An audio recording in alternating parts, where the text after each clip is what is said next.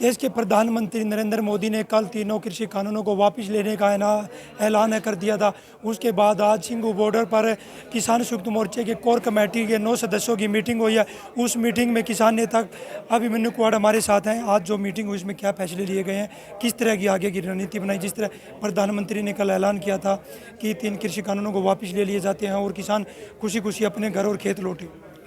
देखिए, प्रधानमंत्री जी का जो ये कदम है, ये घोषणा है, ये स्वागत योग्य है, लेकिन अभी इस पे मुद्दा ये है कि इसका एग्जीक्यूशन भी होना चाहिए। आगामी पार्लियामेंट सत्र आ रहा है तो उसमें ये सिर्फ घोषणा ना रह जाए, ये लागू भी होनी चाहिए। नंबर 1 बात। नंबर 2 बात, अभी हमारा जो किसान जो शहीद हुए, 750 से अधिक किसान शहीद हुए, ये पूरा 3 कृषि कानून वापसी कराने का श्रेय उन शहीद किसानों को जाता है।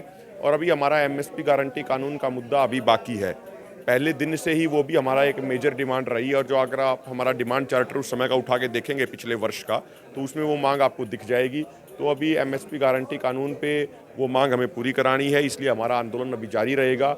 और जो हमारे कार्यक्रम है 22 तारीख को यानी परसों के दिन लखनऊ में एको गार्डन में हमारी संयुक्त किसान मोर्चा की मिशन उत्तर प्रदेश के तहत एक बहुत बड़ी और विशाल महापंचायत होने जा रही है, जिसमें SKM के तमाम सीनियर नेता भाग लेंगे। उसके बाद 26 तारीख को जब मोर्चे का 1 साल हो जाएगा, तो उस दिन यहाँ पे मोर्चों पे लाखों की संख्या में किसान पहुँचेंगे। और फिर उसके बाद 29 तारीख को जो हमारा कार्यक्रम है टीकरी और गाजीपुर बॉर्डर से 500 किसानों का जत्था ट्रैक्टर ट्रॉली पे जाने का संसद के सामने, वो कार्यक्रम भी हमारा एजिटीज रहेगा और उसकी तैयारी अभी जोरों शोरों पर है।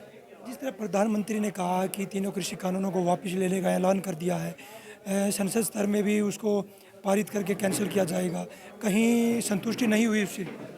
देखिए, घोषणाएं तो प्रधानमंत्री जी बहुत करते रहते हैं। घोषणा तो उन्होंने 2022 तक किसानों की आय दोगुनी करने की भी करी थी। 2022 आ गया 1 महीने बाद, तो उस घोषणा का, उस योजना का क्या हुआ? उसका कोई सर हाथ पैर नहीं था। तो इसलिए खाली घोषणा करने से काम नहीं चलेगा, उसका एग्जीक्यूशन होना चाहिए, लागू होना चाहिए।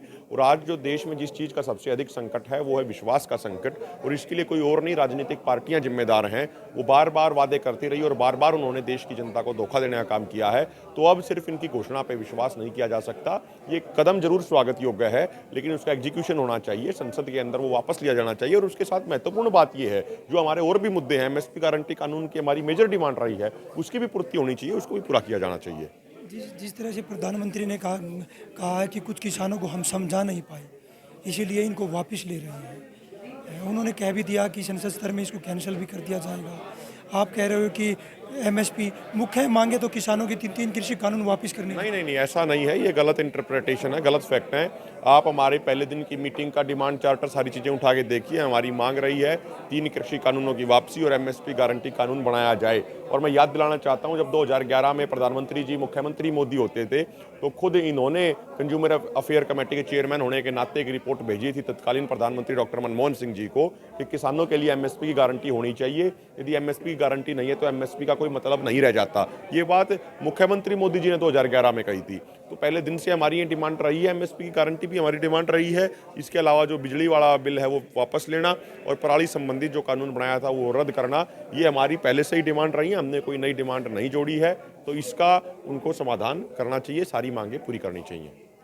किसान नेता थे जो कोर कमेटी की बैठक में मौजूद थे, इन्होंने साफ कर दिया है कि किसानों के जो तय प्रोग्राम हैं वो जारी रहेंगे, और जब तक MSP गारंटी और कुछ हमारी मांगे हैं वो पूरी नहीं होती, किसान यहाँ से वापस जाने वाले नहीं हैं। 29 तारीख को 500 किसानों का जत्था टिकरी बॉर्डर और गाजीपुर बॉर्डर से दिल्ली कूच करेगा। सोनीपत से पवन राठी, पंजाब केसरी टीवी। हमसे जुड़े रहने के लिए हमारे YouTube चैनल को सब्सक्राइब करें और नई वीडियो की नोटिफिकेशन के लिए बेल आइकॉन को दबाएं। अगर आप ये वीडियो Facebook पर देख रहे हैं तो लाइक जरूर करें और ज्यादा से ज्यादा शेयर करें। धन्यवाद।